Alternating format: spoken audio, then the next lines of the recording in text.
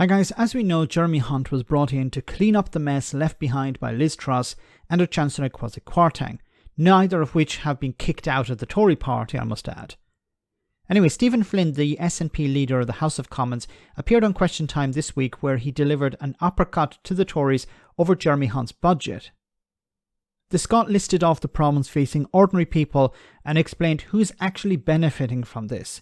Stephen was pretty angry here, and rightly so. Have a listen. Folk who I speak to will share the same view that I do right now, that this budget is a complete and utter letdown. And I'm quite angry about it because people can't afford to pay their energy bills. They can't afford to pay their mortgages. They can't afford to pay their rent. They can't afford to pay their food bills. They can't afford, some of them, to put clothes on their kids' back or shoes on their kids' feet. And the Chancellor's answer to that was to keep energy bills at an astronomically high level while stealthily taking £400 away through the energy rebate scheme.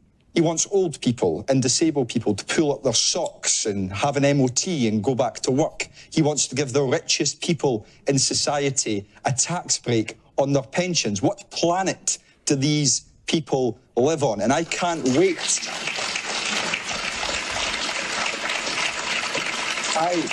I cannot wait to see them get stuffed at the next general election. Okay, the guy on the screen is actually the one representing the Tories on the panel.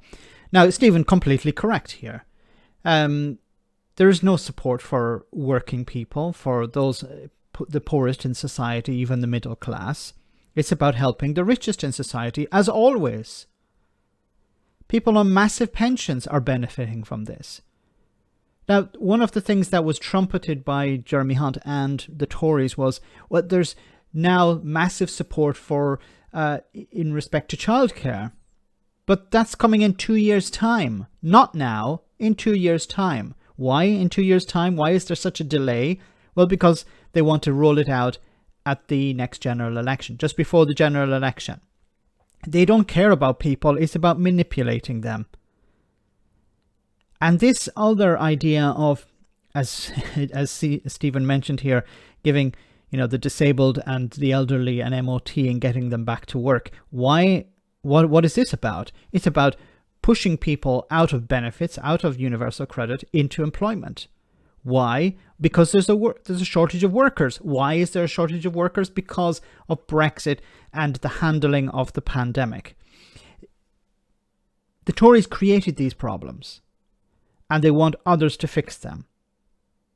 Forcing people who are disabled into the workplace, where they can, if there are disabled people who want to work and can work, of course they're already looking for a job. This is about forcing people who can't work into jobs anyway. And the elderly, people who have already retired because of the pandemic or because they're burnt out. What's the plan here? Bring these people back into employment. To fix problems that the Conservatives have made themselves.